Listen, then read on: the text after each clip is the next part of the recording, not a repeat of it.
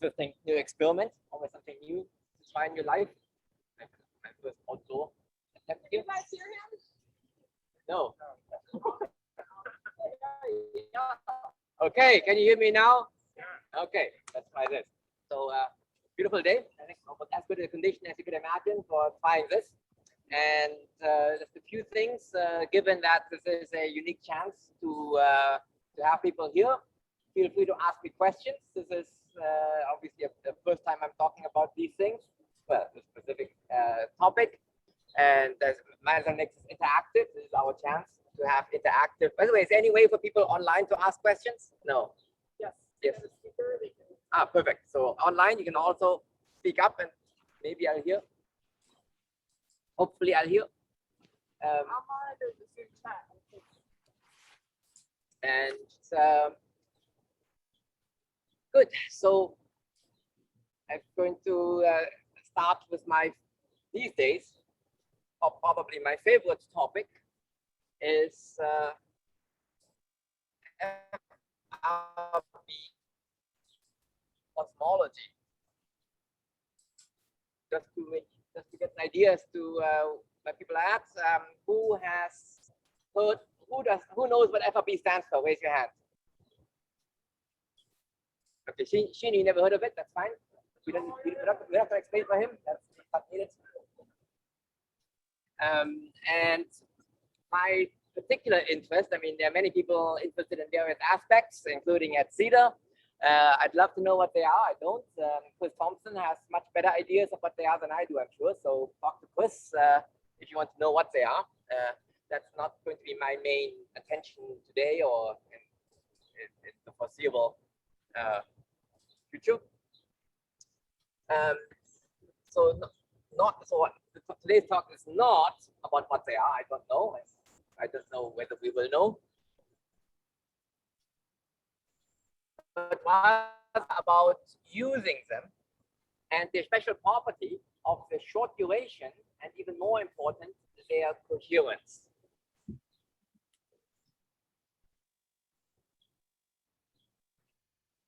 So there's a few things, just to make sure there's no need to even ask me about what I'm not talking about.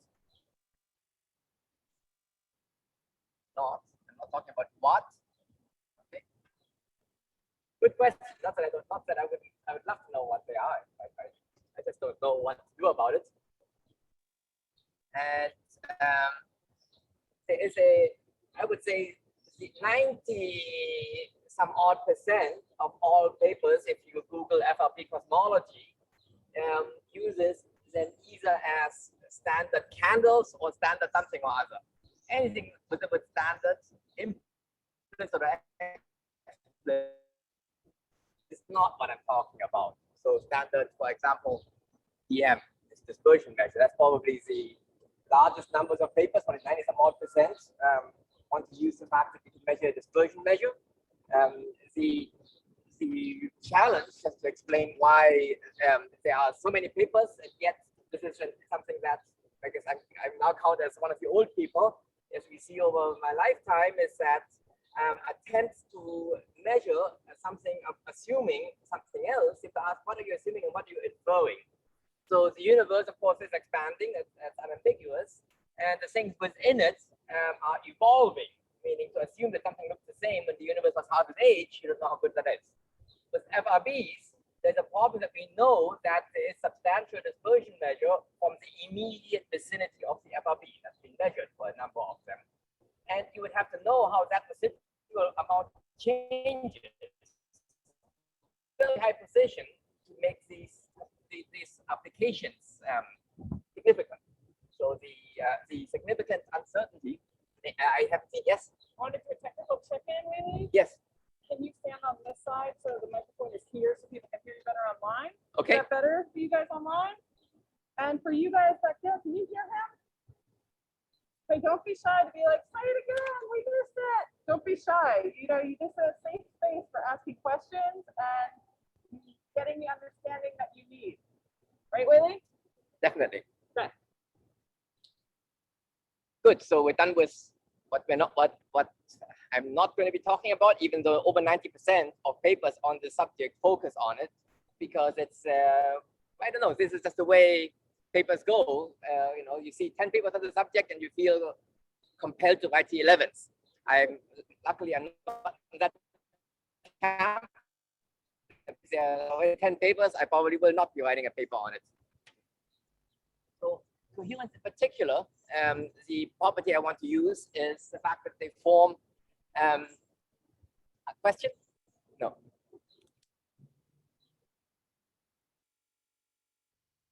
That it forms interference patterns.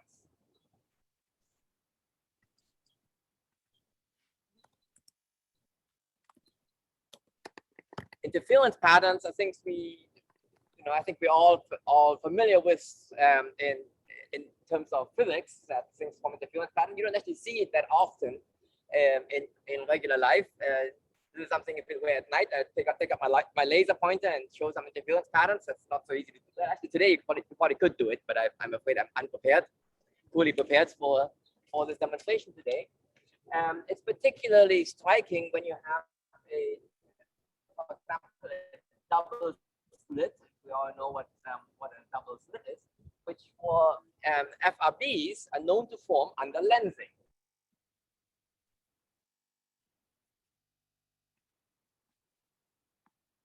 And the lensings that has been observed for fast radio bursts are plasma lenses, where you have multiple images forming interference patterns that modulate the brightness as a function of frequency. And so you know that it is coherent. So you know this is happening. And the other type of object that is known to cause lensing, which has not yet been observed, but presumably will be observed before too long, is gravitational lensing.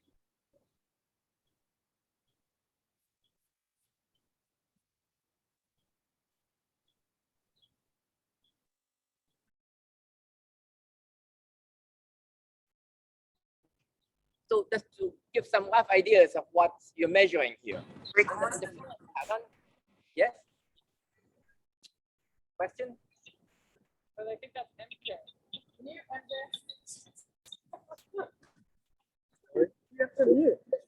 Oh, sorry.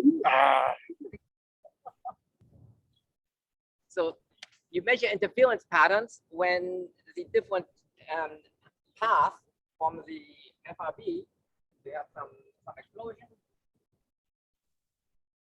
and then you have a kind of lens, and you have an observer, and if you have, doesn't work very well, but if you have one line of sight going through the lens and one just going to you directly, then if there's a path difference with a delay greater than about a nanosecond for a gigahertz frequency radiation, then you form an interference path. So you are sensitive to path length changes of order a nanosecond, or like this, that's what, 30 centimeters. That's the, or depending on the signal of noise, some fraction of a meter that you're sensitive to in path length difference. Keep in mind that the distance to the source, so delta t is the difference. The whole distance for many of them is known to be of order gigaparsecs.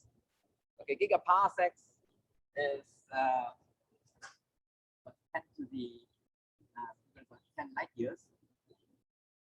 This is to the newest order of magnitude here, but just to give you an idea of what the fraction is. So if you take delta t, that's 10 to the 10 light years, which in seconds is about 10 to the 17 seconds. And this is about 10 to the minus 9 seconds. Okay. So we're dealing with a path length difference over a propagation path of about 10 to the minus 26.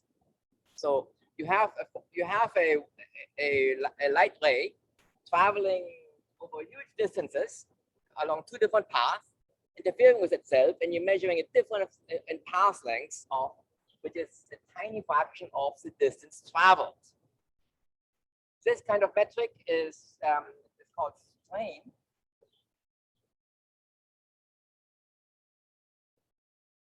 So for example, experiments like LIGO like LISA, gravitational wave detectors, try to measure the changes in path lengths. And this number just turns out is much more precise than what is typically measured in gravitational waves. So there's some dimensionless sensitivity, for which this is just so much more precise than anything really measured by any other means. Okay. Now, you have to be careful that, for example, you might say, oh, could I use them as gravitational wave detectors? It turns out that they do not make good gravitational wave detectors, unfortunately. And that comes from the transverse nature of gravitational waves. They distort the path length, unfortunately, not in the direction you're traveling, but transverse to it. It turns out to be a very sensitive detector of longitudinal gravitational waves, if there were such things. So in even slightly alternative theories of gravity, you would see huge effects, and FRBs in principle allow you to have by far the best constraints. Yes, Fangchi.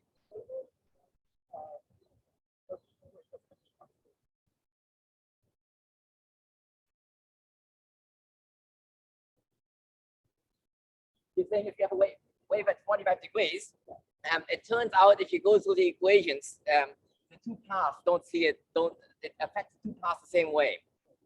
So there's no geometry in the small angle limit where there is a finite size effect. So you don't see anything near to this value or anything near to any expected strength of gravitational waves. So unfortunately, obviously, keep thinking about it. We've been trying to, as Dylan, of course, has spent some time.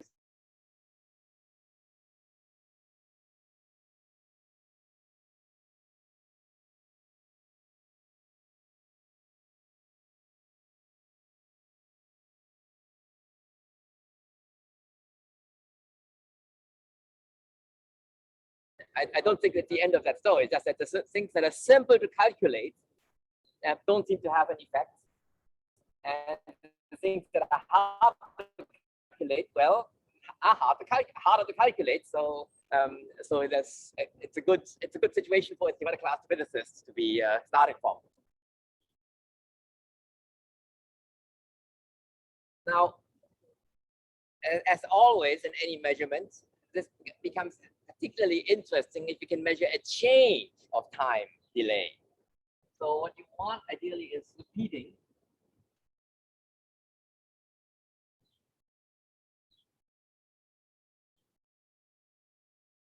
It's repeating FRBs, and then you can see how this time delay changes over years, over any other time scale that they repeat on, which is known to be, they've repeated over any length that they've been detected for, pretty much. So they repeat from milliseconds to many years. So this gives you access to measurements of tiny changes of time delay over many years. And then we can ask, what are the things that you can learn about either space-time, about dark matter, about dark energy, or any other commonly asked questions in the universe using this new sensitivity? Yes? Can you remind us what the current LIGO sensitivities are to strain? I thought typically 10 to minus 23 or so.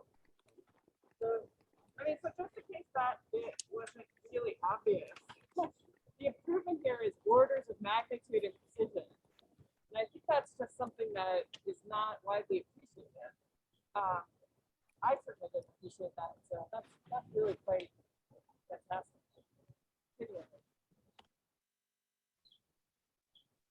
So this is the direction that I feel is underexplored. There are actually relatively few papers, mostly written by people on this lawn, on how to use these phenomena to learn about the universe.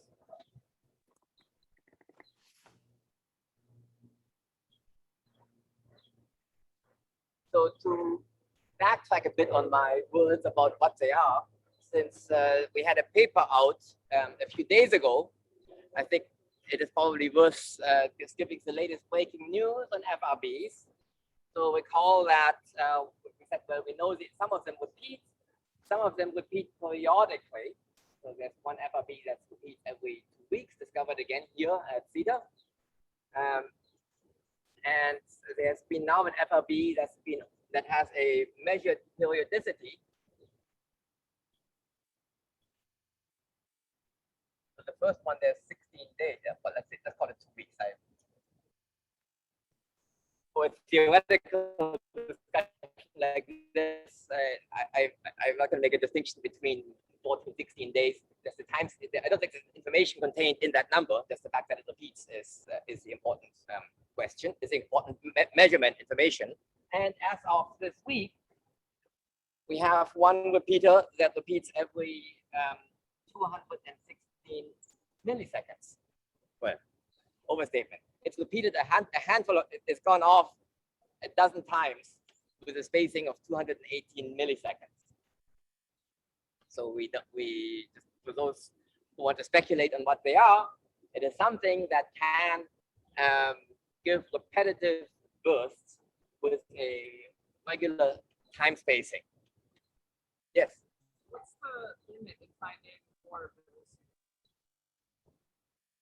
Finding. What is the? I mean, are they fundamentally rare, or do we have a technical limit that prevents us from finding more? They are clearly rare. So this is out of several thousand. That's been the only. With other words, we know for certain that amongst a few thousand, none of them are doing this. Well, probably not quite true. You need enough signal to noise to see each person individually. So maybe out of a few hundred probably are wide enough that you could have seen it. They need a little bit of whiteness. Perhaps if you know it to be periodic, you could do a periodicity search, and then you don't have to see each individual burst. Very good point. So maybe we should this is a great thing about seminars: instant feedback for ideas. You can sort of search periodicity space, which is currently not done. By the way, there's a lot of data that you have to search. You have to search. I think we need a new computer to do it. There we go. Indeed, this is a breakthrough discovery because you know they exist and we need more of them. Excellent.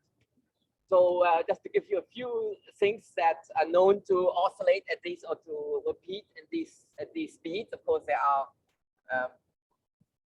I think this would make a very short paper. You say I've measured this. The period is 0.216.8 with measured to better than 1% and measured to better than a part in 1,000 in period. Not that I think it helps you, even if you know 5 more digits. I'm sure, I don't think that's interesting, but anyways, we have a measurement of a period. It's only gone off over about 2 seconds, meaning we don't have a period derivative. So it's just something which repeats at more than 6 sigmas. So this is beyond any statistical coincidence. And I think in a normal random astronomy audience, you would say, oh, therefore we know it's a pulsar. Those are objects that are known to rotate at these kinds of speeds. There are plenty of pulsars that rotate at this speed. Before we get too carried away, first of all, I don't know if it's a pulsar. I'm not going to make a claim it's a pulsar. We don't make that claim. There are other things that happen to have similar periods. For example, oscillations within a neutron star. There are modes that do oscillate at these kinds of rates. So the sun, for example, has solar modes that are known to oscillate. In fact, there have been modulations observed in other neutron stars that are not related to the rotational period, but rather to their oscillation periods. So we shouldn't completely jump to the absolute conclusion that it must be rotating at this speed. It's very tempting, probably the simplest interpretation, but there are others that are allowed and perhaps, given that we don't know what they are certainly possible, perhaps likely. It does, and again, since this is fresh off the press, it does challenge any pictures. So just to recall fast radio bursts, there's been 2 basic types of pictures as to what causes them to emit radio waves. Like where's the R coming from in fast radio bursts? Because they're so short, we know it must be coherent emission, so it cannot just be synchrotron. It cannot be electrons just randomly doing things. There has to be a lot of electrons doing things together. There's something has to align them. And larger, so they can see it better online. Oh, yes. So what's this challenge is, so there, as I said, there are two places that you can that people discuss about making it. One is we're talking about where can you make coherent emission.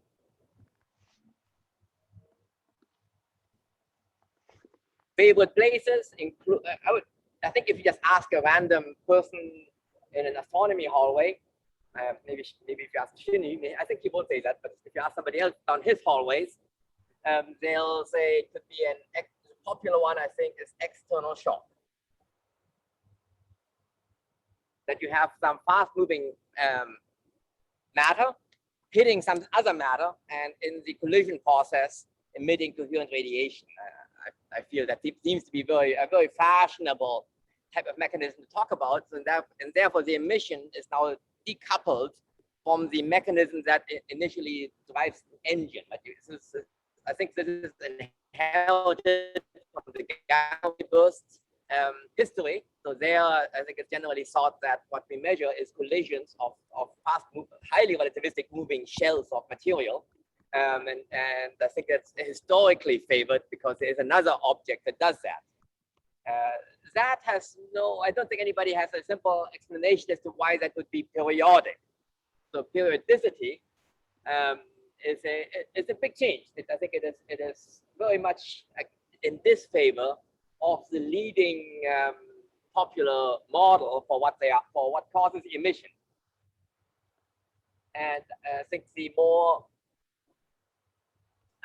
is a more favored by, and I encourage everybody to think, what else it might be, or how else do you get anything to be periodic on this kind of time scale. So there's a time scale, and the challenge is to make things be periodic on that time scale. And the other type, of course, is what people call magnetospheric.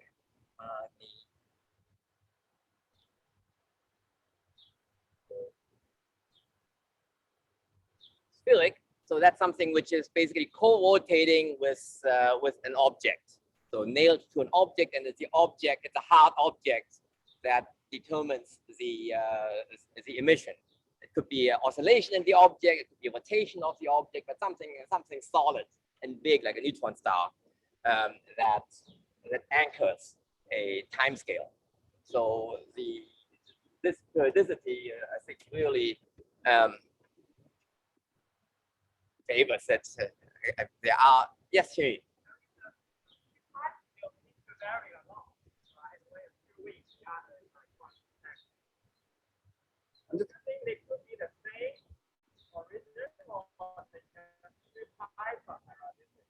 Okay, so I'm going to repeat the question. Shinny asks that there is a 2-week time scale and a sub-second time scale. Are these two time scales related?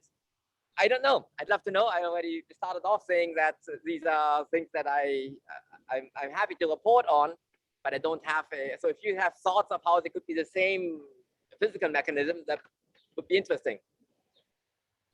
Emily.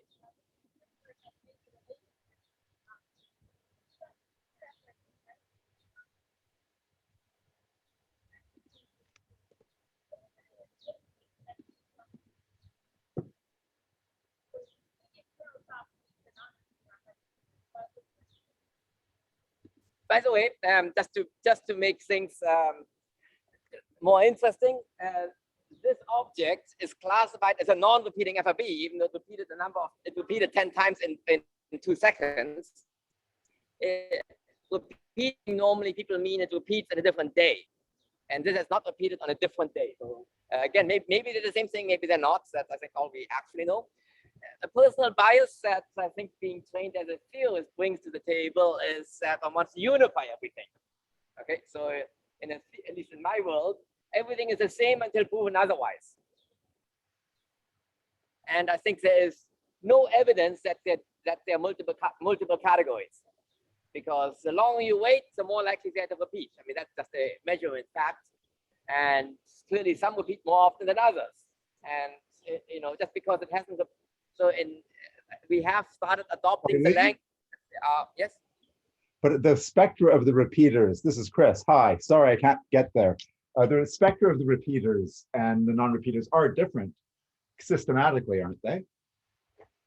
The morphology does have systematic differences, but I don't think it goes far enough to say that if there were a continuous range of repetitions, that those that repeat once a year wouldn't lie in a continuous, or those that repeat once every 20 years, let's say it was continuous in a unified picture. You know, the morphology of the slow repeaters could be different from the fast repeaters. I think that certainly is a requirement from the data. But to therefore conclude that they are actually discontinuously different distributions, I think that is not known. Just another quick question while I'm asking. This beautiful new result on the, what I would call quasi-periodicity. Is it really strictly being shown to be periodicity, or would you call it quasi-periodic? Well, I mean, I think when people use the word quasi-periodic, it's something where you know it is not a single period. And I think in this sense, we do not know, there's no evidence that there is that this period could involve yet a second period.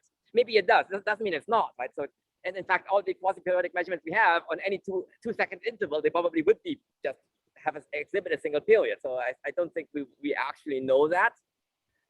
But there's no data evidence for more than one period at this instant. So in other words, you're saying it could be a rotating source with the periodicity modulated somewhat by magnetospheric structure. Definitely, of course. Yeah. Or it could be a non-rating, exactly. Either of these could be internal to the object. I mean, yes, I think all kinds of things are, are possible at this point.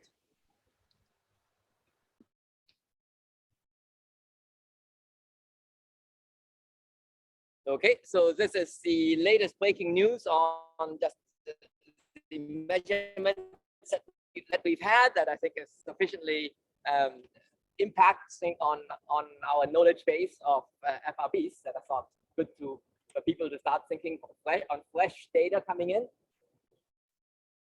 I mean, how can you tell you this? I mean, the long period, I mean, disks, right? Like, isn't that kind of like a, you know, you got a, is there, what is the data corresponding with sort of orbital type of frequency if this was actually a separate piece where, you know, had some type of disk around them that periodicity, kind of like a maser-like type of. Well, again, if it were something modulated by periodicity, that's fine. But the actual, this is very short. So this is 50,000 kilometers. It's a 10,000 kilometer light travel radius. It's a very small object. And in the paper, we do go through these kinds of scenarios. I'm happy to share a preprint. That it seems non-trivial, but the time you're rotating that quickly, gravitational radiation could be important. Doesn't mean that that's not what it is. I mean, if you have a comet rotating around a black hole, I'm sure you can get it in an orbit rotating many times before anything happens. So indeed, it could be things. And of course, disks allow for quasi. I think Chris was alluding that there would be a simple way of getting quasi-periodic things. The next time it goes off, it could easily be a different period. So I think we would love to see it go off again. And remember, CHIME is only a modest-sized telescope. It's 80 meters. There are telescopes that are 500 meters in diameter. And most repeating fast radio bursts repeat much more frequently at lower fluxes. So that's why it's good to get this out. It's nice to see a lot of sky with a small telescope that later you can come back with a much bigger telescope and get much more detail. The converse, of course, if you find an FRB, which has been found with the world's biggest telescope, like FAST, they have also discovered them. Well, no other telescope will ever see it again. And you have more limited information. So this, that's why my next vision for FRB science is to look at even more sky. So CHIME already has a reflector to limit your field of view at the gain of seeing further away. If we now just build have no reflector at all, just see the whole sky all the time, you see more events that are nearby that are even easier to follow up. And of course, when they repeat, you have much more exposure on an all-sky telescope. So my next project, my new project, is to build an all-sky CHIME telescope that will answer. It will go a long ways. You know, it expose the sky 20 times longer than CHIME does on any given part of sky, and we will have much. You know, it seems likely. Why not? Of course. My guess is probably if you look long enough, I'd be surprised if it doesn't repeat, and that's probably true for any FRB. So you heard my bias. I think any FRB, if you wait 100 years, probably will repeat. And if more will repeat if you observe it for 12 hours than if you observe it for 10 minutes a day. So these are all directions, and those are readily accessible. Okay, these are modest-sized investments, like CHIME-sized investments that do. I mean, remember CHIME, we built to find 21 centimeter cosmology and dark energy. This was not part of the goal of CHIME to find fast radio bursts. It just happens to see more sky than any other telescope by a large amount. It was never meant to see the whole sky at any given instant. So there is, of course, huge room for improvement. In fact, at lower cost, you can build a much wider field of view telescope for the purposes of FRBs. And I think now is the time to think about things you would like to get from the next generation of measurement. No, next meaning the in progress. So this is why it's good for everyone who has ideas on it. You know, I'd love to hear what other aspects we should be searching for, building for, to make use and increase our understanding both on the intrinsic nature and on the applications of fast radio bursts. Yes, Jennifer.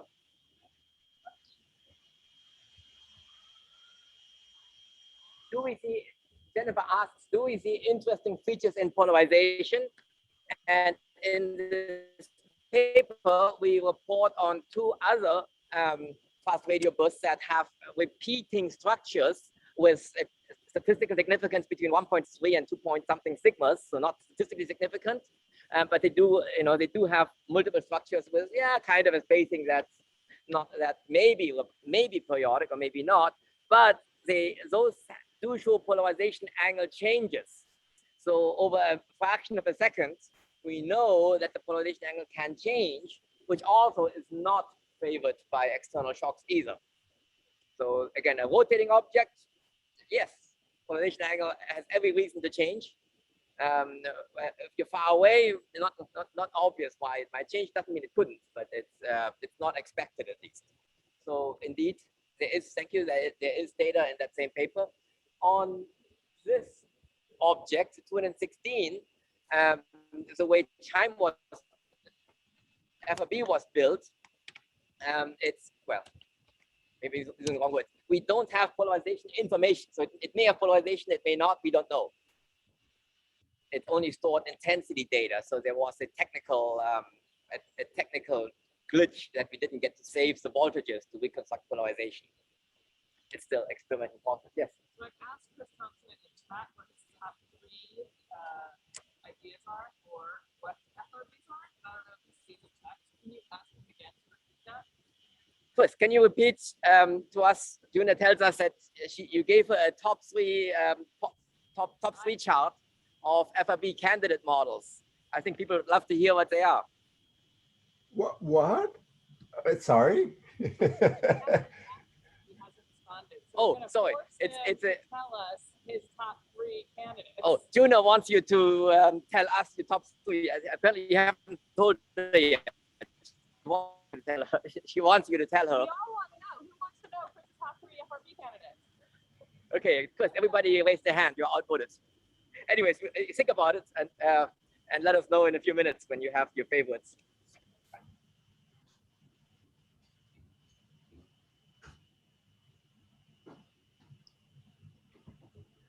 Okay, I want to get to my position time delay measurements. And here I'm going to start with the, I think, the simplest, cleanest, and most inevitable effect, which Dylan wrote a nice paper on last year, that he is really the expert on this, which is microlensing. In fact, I think microlensing is not used for anybody else that it's understood to be gravitational. And this is usually by stars and planets. I got a bug in my ear. Yeah. Sorry, this is the risks of outdoor adventures. Peter was saying about the wild, was asking about wilderness. Yeah, I'm worried about these squirrels any minute now. I could, Okay, I think I caught the bug. So just to recap, microlensing is a relatively mature subject, that there have been many detections of gravitational microlensing of stars, mostly by stars. Originally, there was hope that you could detect dark matter that way. I don't think there's any convincing measurement that dark matter has been detected by gravitational lensing, but plenty of stars and a number of planets have been detected. And traditionally, the way this works is you monitor a star. You monitor millions of stars every day for years. Okay, and people have done this for decades, monitored millions. I think it's millions. So, as a theorist, it's a million or a fraction million or a few million. I don't think it matters here. So we monitor a huge number of stars for decades, and then you look for a star getting wider and fainter again. So against time, the flux goes up and down over a time scale of, I'm going to say, a month. What is it? And this time scale is related to the mass of the lens and the relative velocity of Earth's lens and source. That determines the time scale. So for any given object, and distances too, but for any given object, you don't actually know the mass or the velocity. But if you have enough of them, you can make statistical inferences on what you're measuring.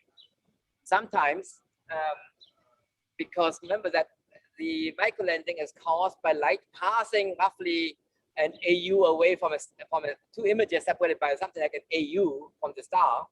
There could be a planet in the way at that kind of radius, good radius for planets. And sometimes you see a little spike during the microlensing event. And these are signatures of Earth's mass planets. I think I got that right.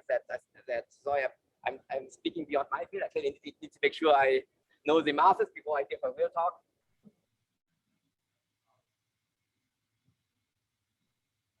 I think they're sensitive to a variety of masses. But so at least in principle, you can measure Earth's mass planets. That's the way it already has been done. And that's because you lens a lens image. You get the caustic from a lensing of a lens image. A few things that are very special about microlensing that is highly non-generic about lenses in general, which is that there are no caustics. In other words, as you pass through a lensing event, your magnification is typically a continuous function with time. Whereas for a generic lens that is not spherically symmetric, you generally expect caustics with periods with at least nominally infinite magnification, which is only limited by the finite size of your source.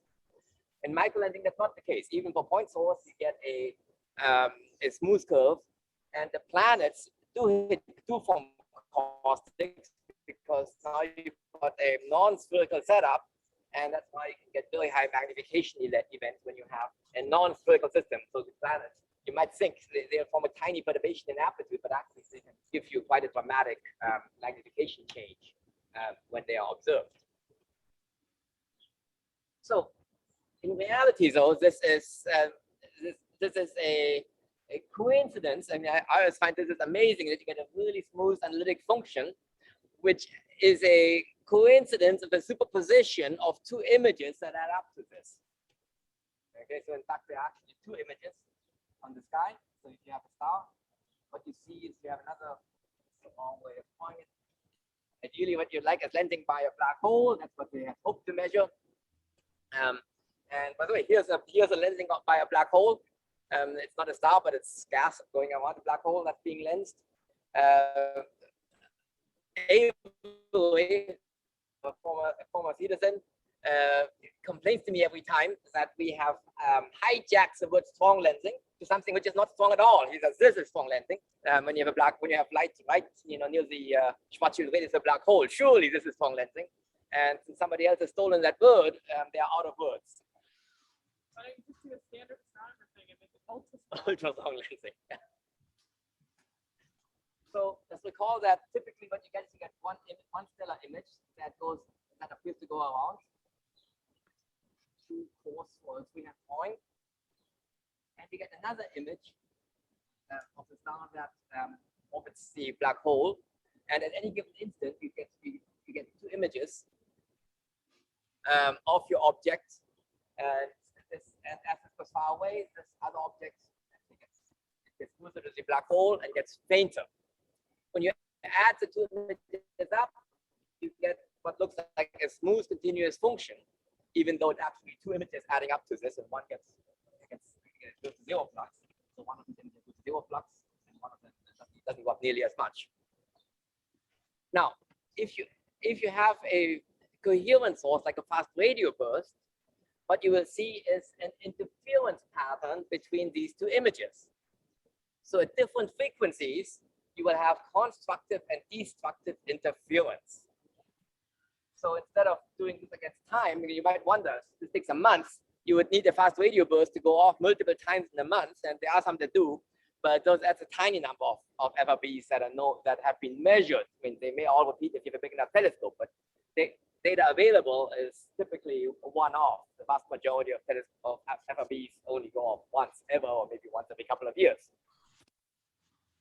Now, instead,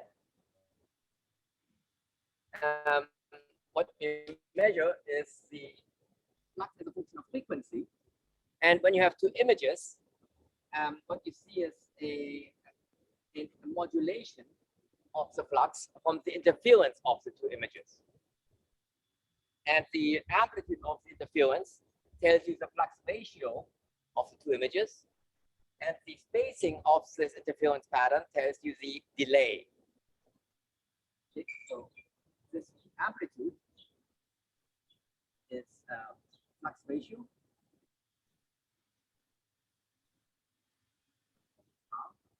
And this spacing is related to, this delta nu is related to 1 over the time delay. So the spacing of the interference pattern and frequency tells you the time delay between images. So you know instantaneously the time delay and flux ratio of the lens. Thank you, please. Just so you guys on the board can see, I know you've been following it visually or from auditory, but we're really trying to get the visuals a little better. So, anyway, we're trying. So here in the milliseconds that a typical FRB is luminous, you get to measure more information than you do from the whole microlensing light curve. It allows you to measure. So again, even at fixed distance ratios, you tend to only know things statistically, degenerate in velocity and mass. Here, there's no degeneracy. You just know the mass, and you know the impact parameter instantaneously. You don't have to wait. You just know what they are. And of course, if you have a planet in there as well, you will have even more modulations. And for the planet, a more interesting regime happens is that, so remember, the typical time delay is GM of the lens, the C squared. Okay, typical time delay between 2 lines of sight is the Schwarzschild crossing time of the equivalent sized black hole. So this is typically, let's say, for a solar mass object, what we call this a microsecond. A microsecond, of course, is a megahertz spacing. It's very observable. It's one of these things that you would just by eye looking at it probably could just pick out if FRB had this periodic modulation. If you go down to, and you can already see, if you go down a factor of 1,000 in mass, then this drops to nanoseconds, and the time delay becomes comparable to your wavelengths, one of your wavelengths. And that brings you into the full wave optics regime. So you can no longer treat this as light going through two slits. You have to actually, the light probes all possible paths around the Newtonian potential. So it's no longer in this geometric limit. So this gives you I'm going to switch back to blue just because I'm going to be annotating. So this effect is, well, this is what we generally call geometric optics.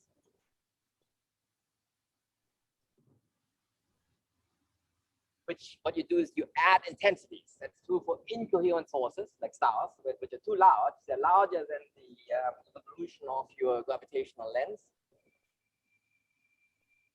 And you add intensities.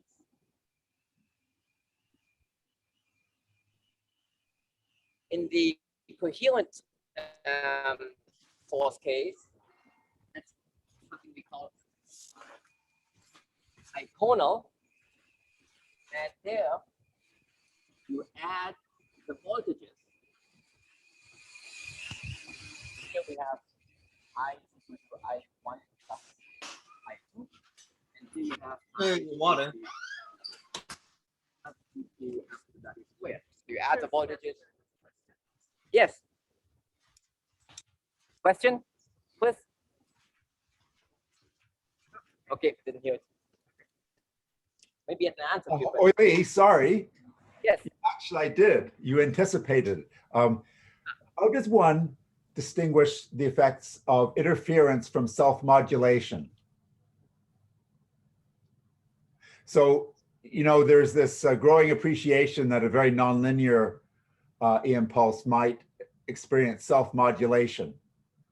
And would it be easy to distinguish the two effects? I'm going to say, obviously, if all you're measuring is the modulation at one point, and you just see, you know, a periodic modulation of constant amplitude, sure, you could have an intrinsic spectrum that also has a modulation, but it would have to be exactly of constant amplitude independent of frequency. I mean, it doesn't prove anything, but it's certainly a requirement of gravitational lensing and would be the mechanism of whatever modulation you might have. Indeed, you know, why not? I think there are a couple of things that would allow you to test these. One is if you have multiple detectors, either across Earth or across the solar system, they would start seeing different interference patterns, and that would not be the case if it were intrinsic. And similarly, if you have a plasma lensed microlensing event, that people like Fangxi here are trying to measure the plasma lensing events, you actually can often, through the interstellar medium, get multiple sight lines to your same micro lens with different phase shifts that are actually calculable. So I think in many cases you could tell, not in all cases. Okay, thanks.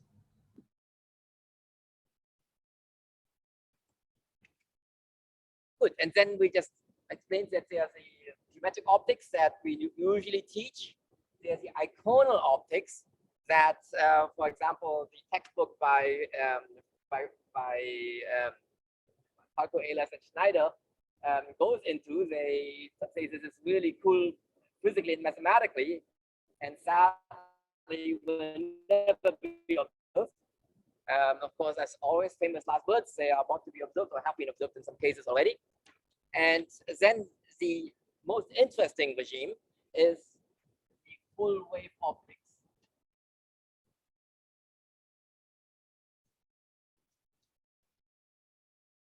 And this occurs when the time delays become comparable to the wavelength itself.